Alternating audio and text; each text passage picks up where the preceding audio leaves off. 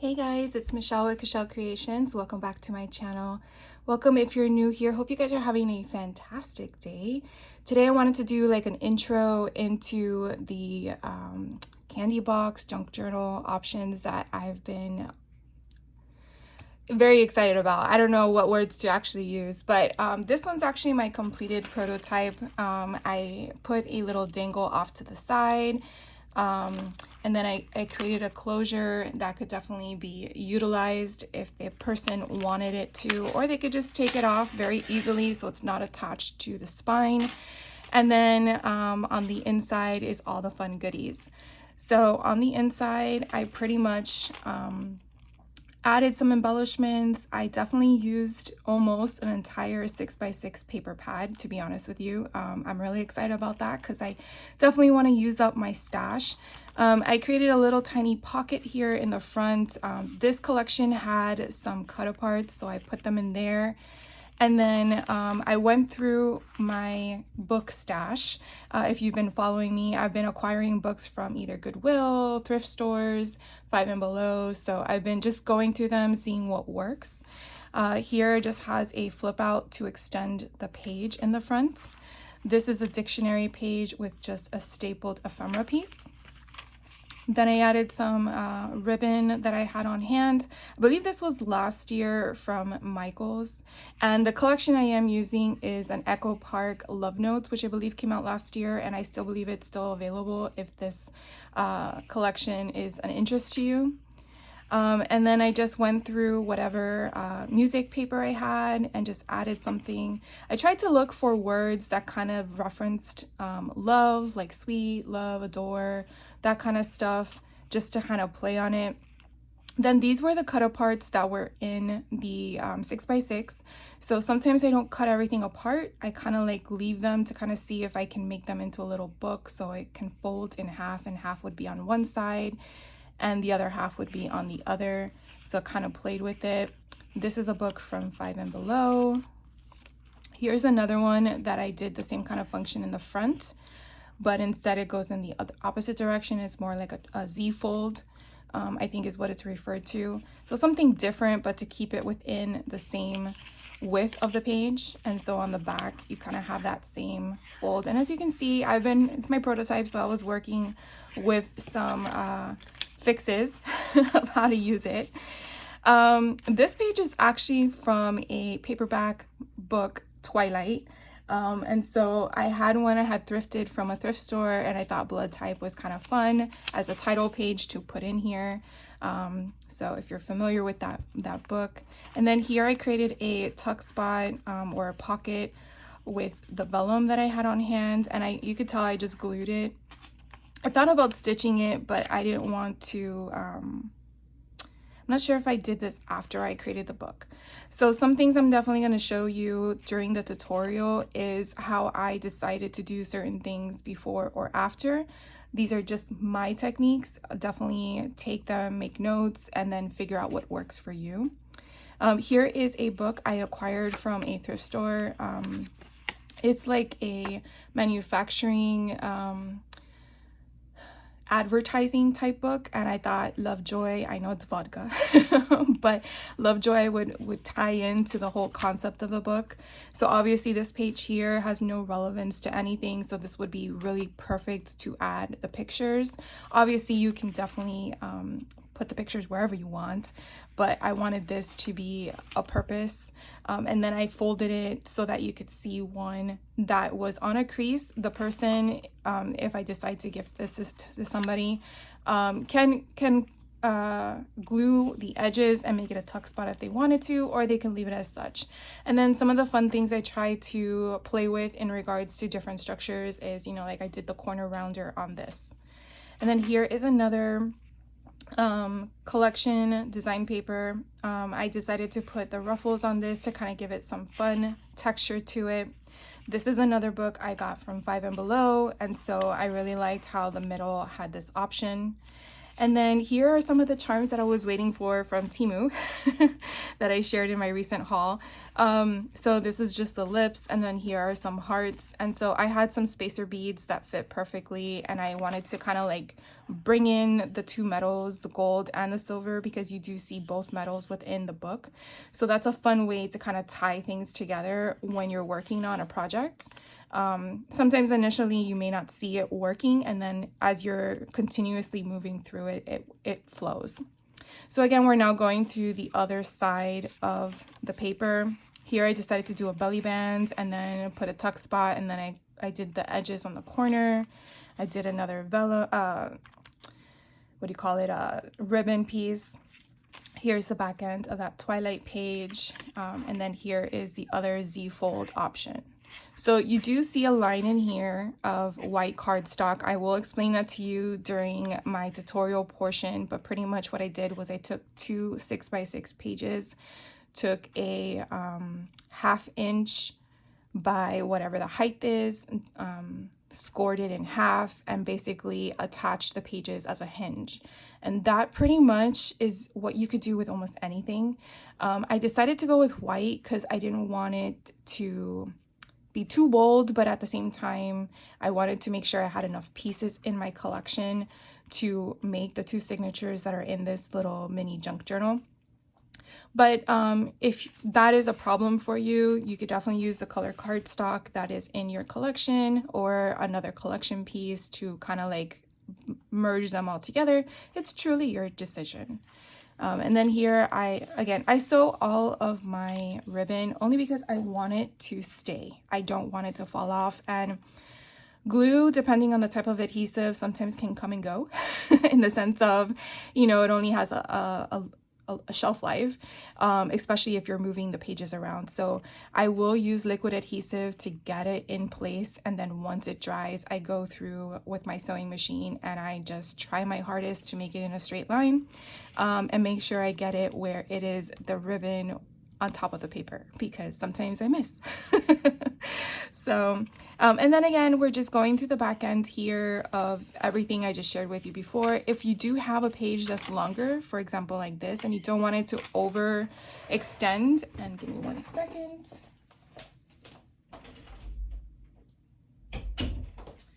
So sorry about that. My little kitty didn't want to stay in the room with me anymore. And so if you wanted to overextend it, that is a great way to keep the paper intact, so you still have the full duration of the whole entire paper, but it's not cut off. Now, if you don't like that and you want to cut it off, then you cut it off. So I would just suggest to cut it in a place where it doesn't allude to the person you're gifting it to, if that's what you're doing, or if you're using it for yourself, whatever makes you happy. Sometimes when you don't use a straight edge and you do like a tiered edge, also helps giving you more, again, dimension, structure, and just something fun, different to play with. So sometimes using different techniques to fold or cut a page also provides you with variety in your paper options. So again, I just go through all of them. I try, if you have never seen one of my journal options before, I try to keep everything cohesive. I feel like it kind of makes it easier when working and creating a junk journal, only because if you did something on one side, you're going to do the same repetition on the other, and therefore it takes away a lot of the thinking involved in that. At least that's what's helped me. So I will also share that with you as well during the tutorial. Here I found these paperclip hearts from, I believe, last year in Michael's. They had these. I didn't see them this year. They're super cute. So I added 2 of them, 1 in each color. So these were leftover ephemera pieces that I didn't use the paper collection for. And so again, I just did a simple fold, and I'm like, oh, let's add an ephemera piece here. So that's what I did. And then I think I did it this way for some weird reason. And then on the other side, which fell down, is another ephemera piece. Now, obviously, these ephemera pieces, if you're gifting it to somebody, they can do something else with them. The placement doesn't always have to be where they have to stay. But that concludes the first signature. So you can definitely see there are 2 signatures in this book. I was surprised that I was able to do that. And each signature is exactly, I believe, 12 pages. 12 length pages, and then when you fold them, you obviously got 24. So really this book is 48 pages if you're counting one page. So there's a lot in here you could definitely do with, whether they're little pictures like Polaroids or that Instax, or if you have your own personal printer where you can size them, or if you just want to use it for journaling, or if you just want to use it as an art concept. It's just, they're so cute and they're fun. So here's another thing. Again, I kind of keep with the same concept as I explained earlier. It seems redundant in the sense that, well, you just did it for this side, you're going to do it for this side. And yes, that's true. However, I chose different papers. So in this side on the front, you have this heart option.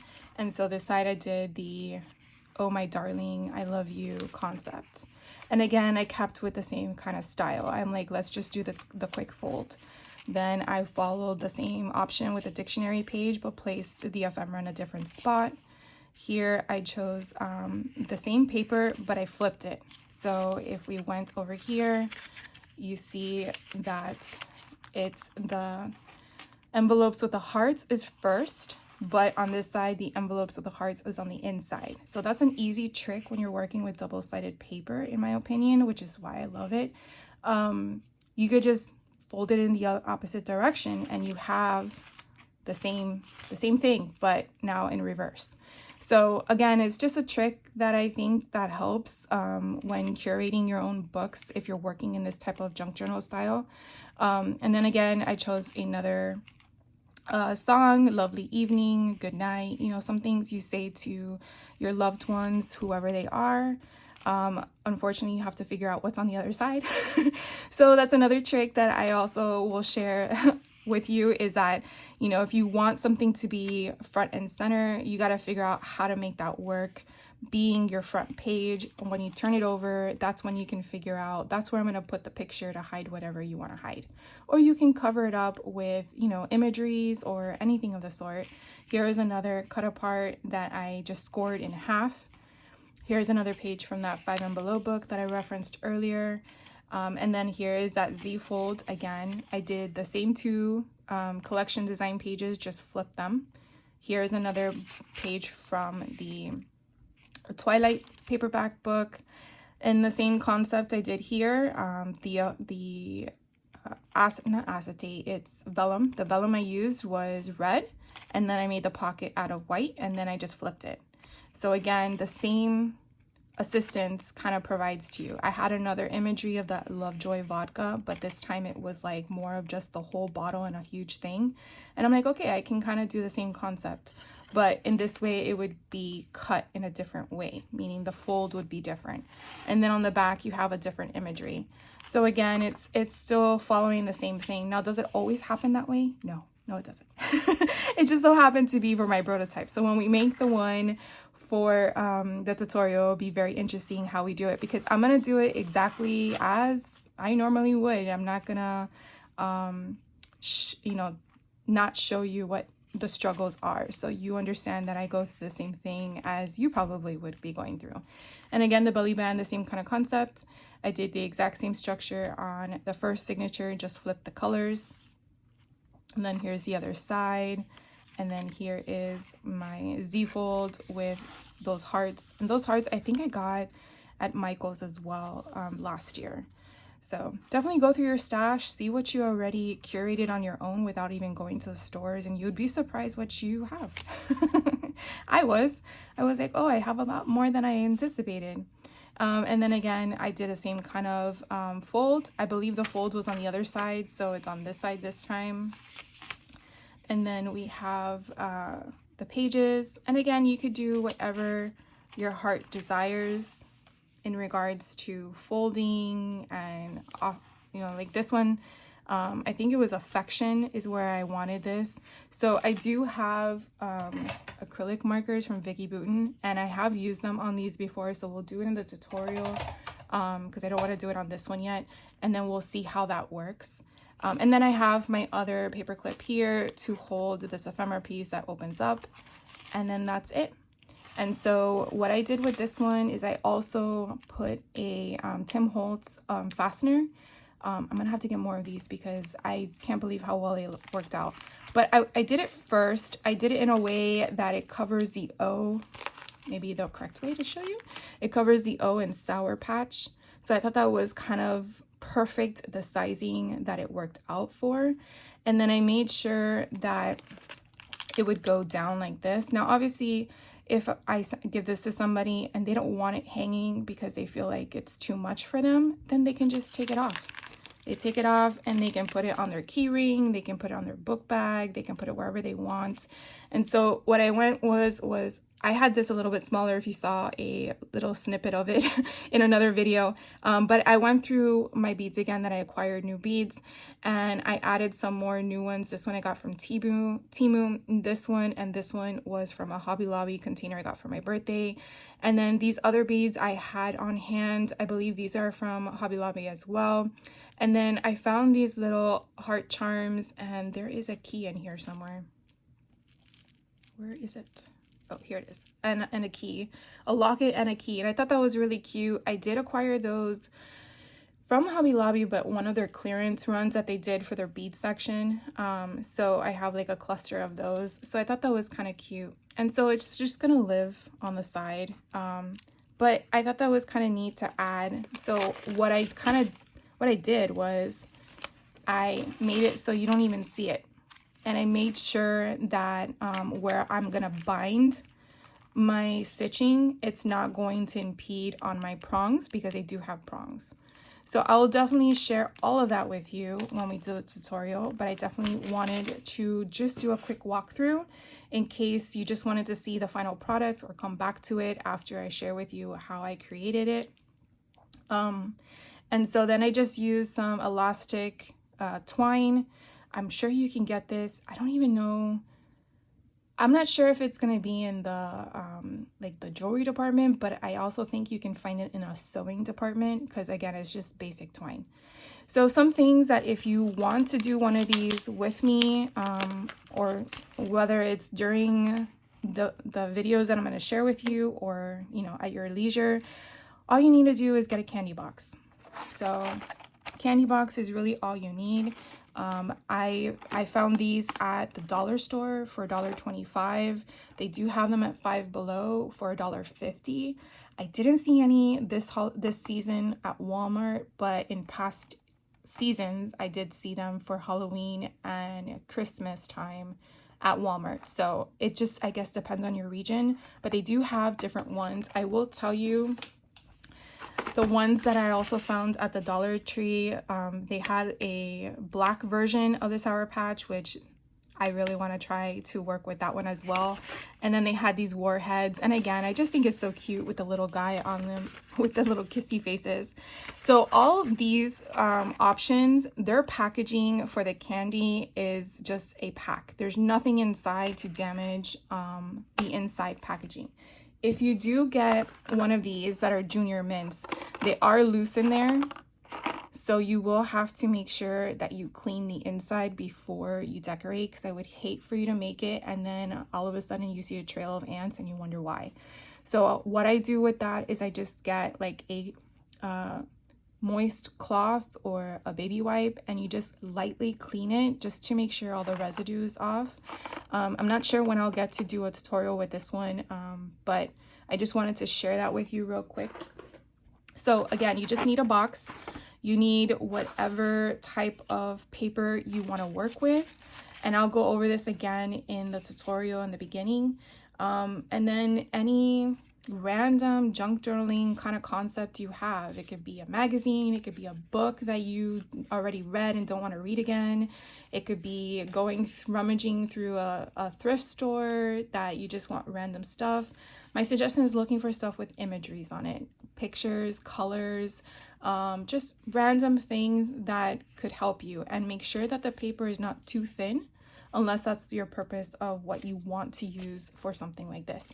And as I just shared with you and doing a walkthrough with this, you saw I used many different types of products to just curate a book, and it flows. Like it's fun. It's a lot of fun. I'm really telling you, don't think too hard about it. Just grab it. if you think about it, and then just grab it, and then we'll see if it works.